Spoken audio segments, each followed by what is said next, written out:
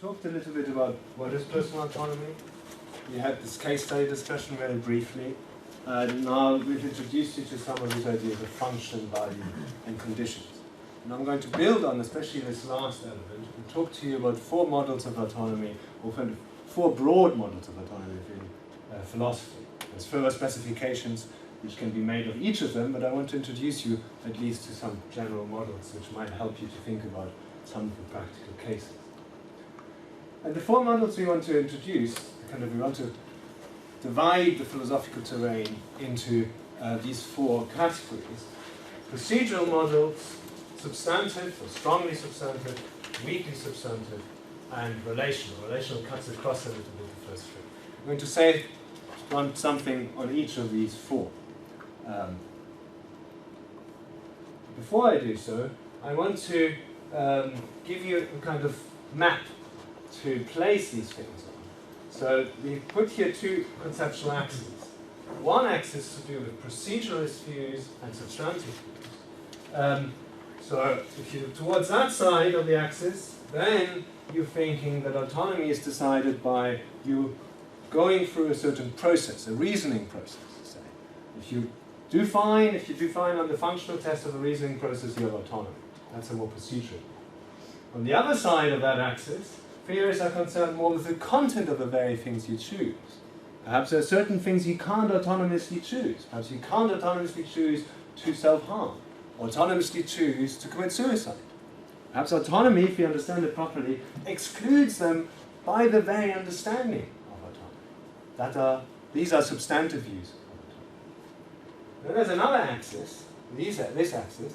This axis is about whether the conditions which theorists place on autonomy are more internalist, have more to do with the person's psychology, and only with the person's psychology, whether they have certain capacities or not, or whether they also have to do with the world and the people around them. Namely, whether they, for example, have an available range of acceptable options. So if you're an internalist, you say, as long as you need these kind of psychological capacities, you're autonomous, never mind whether you have lots of options. If you're an externalist, you say, no, you also need this acceptable range of options. Okay, this will get a little bit clearer as we place these four models that I introduced to you on this map. So let's start with one of the models, the procedural model. The procedural model, the key animating thought here is we want autonomy, we want to respect people's own choices. And that means we don't want to impose on them the content of their choices. That would be to live their life for them. So how do we make sure that those people are really autonomous? Well, we better make sure that we test them in a way which is neutral towards their own value commitments, their own beliefs and so on. So the first idea here on the procedural model is a kind of idea of value neutrality. We might also call it value internalism. We're asking, achieving personal autonomy not dependent upon peace acting on values other than those which her own commitments entail. So that would be very much the view: the person defines their own commitments, and in relation to them we assess their capacity and the autonomy. On the procedural model, that's how we proceed. We look internally, so to speak, to this person's own view. And what we then do is not look to the content of a decision, the outcomes, if you like. We look at the process. Did they follow a decision-making process which warrants ascription of autonomy to them? And you can think about that in a kind of broader or in a narrow way. Namely, did they choose in accordance with the prescribed procedure? Did they, for example, deliberate? Did they sit down and think about the options and just weighed up all the information, did a balance sheet or something like that, and then drew a conclusion? Or you might think of it a little bit more narrowly. Is it the case that the choices they make cohere with their overall outlook, even if they perhaps didn't sit down explicitly and argued it through or deliberate? Perhaps it would be too, on this kind of more narrow understanding, it's too intellectualistic to think that all our choices involve us sitting down and writing balance sheets and making deliberation and coming to kind of some decision, and that would be too much to ask of us. The process should be such that we could go through it if someone tested us, but it's just required of us that our choices cohere with what we could have done if someone asked us and assessed it. And the idea here is, as I said, to keep the testing, the capacity assessment, and the general view of autonomy is so neutral that it fits with this kind of idea of liberal neutrality, which basically, we talk about that a little bit more Saturday morning, but basically amounts to the idea, let people live their lives according to their own lives. The state shouldn't interfere with that unless we have to protect others. But as long as it's only themselves who are concerned, we should let them get on with their lives in the way they see fit. And in a sense then, that kind of procedural model seems to be favored very much in the liberal societies we live in, and you might even think it's favored by the MCA. That's partly controversial, in fact, it will turn out, but at least at the level of rhetoric, the MCA says you can make unwise choices, and we're just looking at the functional test. So that sounds pretty much as if they're employing a procedural model of autonomy. Okay, now as I said, all of these models I'm going to introduce to you have more specification which you could give of them. So there are different kind of versions of them. And I just want to give you an example for the procedural model to give a bit more texture, put a bit more flesh on the bone. So someone might say, what's a procedure which you have to follow in order to be autonomous? Well, let me introduce three views. The endorsement view is just that you have to have a certain structure to your desires. So you have to have a first order desire, I want to eat chocolate. But then that's not quite enough. You also have to reflect, be able at least to reflect on that first order desire and endorse it at a higher order level. I want to eat chocolate. Okay. If you're unable to even reflect at this higher order level whether you want to have these wants, then you can't be autonomous on this first view. You have to be able to reflectively endorse your first order desires, beliefs, attitude. That's all what is required for autonomy in that view, basically. If speaking, you have to be able to step back and say, do I want what I want? If you do want that and can make that effective, then you're autonomous. It's very much an internalist view. It's just about how your desires are structured, how you relate to your own desires. Nothing to do with acceptable options or anything, it's just internal. Then you might think, hang on, the fact that I want to eat chocolate might just have to do with my childhood upbringing, or that I, know lots of Swiss people who indoctrinate me about Swiss chocolate, or whatever it is. Perhaps I need to know the history of why I have these desires, both my first order desires and my second order desires. Perhaps I need to know that I haven't been indoctrinated. So I need to attend perhaps to the history of how I came to have this psychology I have. And if after I attended to that, if I sat down with a psychiatrist or with a psychologist and with my parents and talked about my history, and even after I found out that, knowing lots of Swiss people who try to sell me Swiss chocolate, I still endorse my second order desire to want to eat chocolate, then I'm autonomous. If I endorse even my desire structure, even after I've been told about the history of how I came to them, then, on the second view, I'm autonomous. On the third view, it's not so much about perhaps the structure of the desires, it's more that if you're autonomous, you have to live your own life according to your own lights, but you have to know what your own lights are. To find out, you have to be able to be sensitive to your own wishes, desires, and feelings. So you might have to have a certain kind of skill to be able to listen to your hunches and not rationalize them away. So on this third view, it's perhaps about having certain capacities to gain self-knowledge about yourself and your real desires, and not let your parents or your friends trump that too quickly, so that you embark on some PhD to do something and then after 2 years discover, God, what was I thinking? Okay. So how do we put them on the map? So here we have them, a proceduralist view, they're very much on that side, they're just to do with the reasoning process, not to do with the content of your choices. And as I said, the endorsement model is very much on the internalist side of this, because it's just about the structure of your desires, not about the options or what other people do too much. On the other hand, the historical and the self-knowledge models are again proceduralist. They're not about the outcomes or the content of your choices, but they acknowledge certain elements which are externalist. They acknowledge, for example, that you can only do the kind of historical critical reflection if you have someone who helps you with it, or if you have kind of education which gives you a kind of varied background in order to then critically assess your own self-history. Or, for example, for the self-knowledge, you might have to acquire these skills, a sensitivity to your own decisions and views, and it might again be that you need a good teacher. So it needs some kind of external conditions in order for you to become capacitous and to realize the condition of autonomy. Okay, let's move to the substantive model. They contrast with the procedural model insofar as we said the procedural model is meant to be value neutral. It's meant to just look at the person's own view and see whether they follow this procedure. The substantive model imports value, but it can do so at two levels, and that's why we distinguish between two sorts of models. Either, and that's a strong view, you can impose direct constraints on what someone can choose. If I have a strongly substantive view of autonomy, it might say, for example, I can't choose anything which would undermine in the long run the capacity for autonomy. Or you can't choose anything which would mean that you self-harm yourself. Self-harming and autonomy are just incompatible in my strongly substantive view, and so that's a direct constraint. Here are some lists of choices you just can't do and be autonomous at the same time. But there's also a more subtle way in which you can import value. Namely, you can require that someone, in order to be autonomous, has certain personal skills, capacities. So it says here, for people who can't read it, imposes indirect normative constraints by stipulating certain conditions necessary for personal autonomy that cannot be adequately described in a value-neutral way.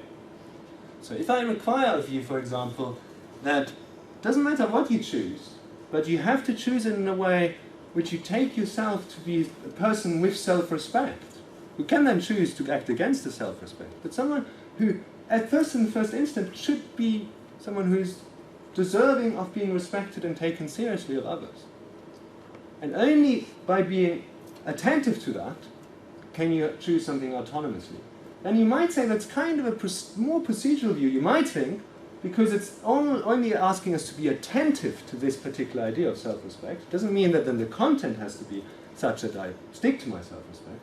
But you might say, hang on, it's not procedural in the sense of value neutral. Why not? Because to impose on people that they have to self-respect themselves in the process of deciding what to do is imposing a value on them. Namely, that self-respect is something they, should respect themselves. They have to take into account. They can't just disregard it. You might think that's obvious, but in philosophy it's often important just to at least notice, even the obvious. By imposing certain conditions, certain requirements on them, you might impose a value on them indirectly. Okay, let me say something more about the strongly substantive person. There are things that an agent cannot value, choose or do without sacrificing some measure of personal autonomy. So I gave example, perhaps self-harm, perhaps suicide, perhaps certain sort of relationships with others, some sort of becoming a subservient houseman. Perhaps some views of autonomy, particularly to do with women becoming subservient wives, are excluded from the very beginning from autonomy. So here's an example. Someone like Young, for example, thinks that autonomy itself imposes a value, which means that you have to respect the choices you make have to be compatible with the value of autonomy. And in a way that is then used as a way of justifying hard paternalism. What's hard paternalism? We talk about paternalism on Saturday, but hard paternalism is where someone has capacity to decide for themselves, but you still paternalistically impose something on them in their best interest. Soft paternalism is they don't have capacity and you impose something in their best interest. We'll come back to that on Saturday. But hard paternalism is this person has capacity, but I'm imposing on them that they can't sell themselves into slavery. Why? Because I think that wouldn't be acting autonomously and wouldn't protect the value of autonomy, and hence I, as a judge, say, prevent them from going through that contract to sell themselves to slavery or to commit suicide, to turn off a ventilator or whatever it might be. Okay. That's pretty demanding. It restricts your choice, and it might impose duties on others to interfere. If you can't autonomously make certain contracts, then whenever you try to make certain contracts, the police might have to step in, or the court might have to step in and invalidate the contract. So that kind of view might lead to some sort of demanding duties on others. The weakly substantive view, as I say, doesn't place direct constraints on the content. Instead, it imposes indirect normative constraint by stipulating the competencies required for autonomous decision-making. I even think about something like, you have to make decisions in a way which is fully kind of attentive to self-knowledge. Perhaps even that is already imposing a certain value. namely that you should lead your life in a way where you kind of have a transparency to yourself. Perhaps that's already a weakly substantive view.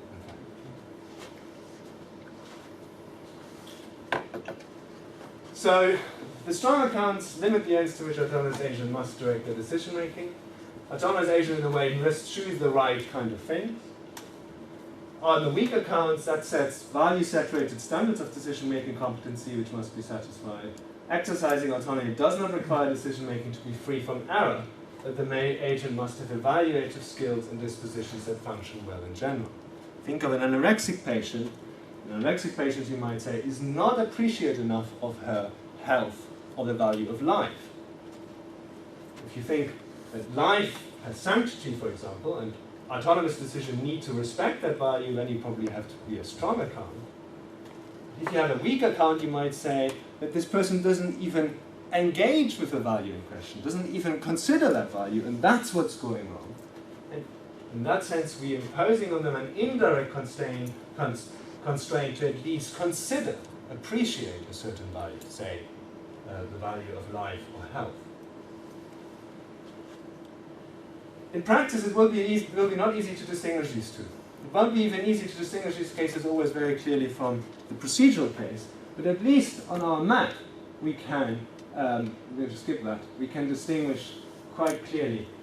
The strongly substantive view really put direct constraints on the content of your choices.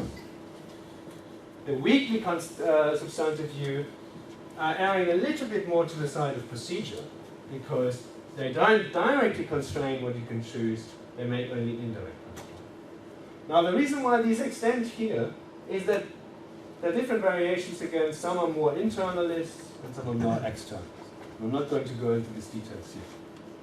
Okay, now relational models. Relational models is a kind of umbrella concept. The idea here is, so as we find out, relational models can be both procedural and substantive. It's cutting across the other distinctions. But relational models basically started off partly from a critique of autonomy. Feminist critiques particularly were saying, look, this emphasis on autonomy, on this idea of this individual, it kind of comes like a mushroom into existence, and then it also comes into existence with all these values and beliefs and just applies them against all the other people and doesn't consider others at all. That's just the wrong picture. No one is like that. We have to think about the fact that we are brought up. We are always standing in relation with others, our parents, our friends, our children, our loved ones. We are absolutely related in our lives to others. And that shapes the person we are. And it also shapes the kind of decision we make. Also, it's not the case that someone could just decide by themselves or develop these skills. They require that there are others who recognize them as an agent, who foster their agency, and who take them seriously. Who don't just, decide, okay, this is just a causal mechanism which is broken and I need to apply some, antidepressant or antibiotics, and then the causal mechanism will work again. No, this is the person who I should recognize, and that's important for autonomy too. And as I said, effects of socialization are also important. So we shouldn't just think of autonomy as just this person who is kind of abstracted from the whole world and the social relations, who then makes decisions. We have to think of them as a related human being. But what implication does it have? It has implications that the kind of things that a procedural or substantive model requires has to be modified. It could be perhaps that we can have a relational account of autonomy. So that, to give you an example, it's not just sufficient that I treat myself with self-respect in order to have autonomy. It might be on a particular kind of relational view of the world. Others have to also treat me with respect in order for me to have autonomy. It's not that I can just bring autonomy about just on my own. It relies on other people treating me with respect too. So if we come back to our map, we can see that the relational views are very much on the externalist side. They're very much to do with the social interactions and relations we have with others. It's not just our psychological conditions. It's very much about how we relate to others. And relational views can be more of a procedural kind or can be more substantive.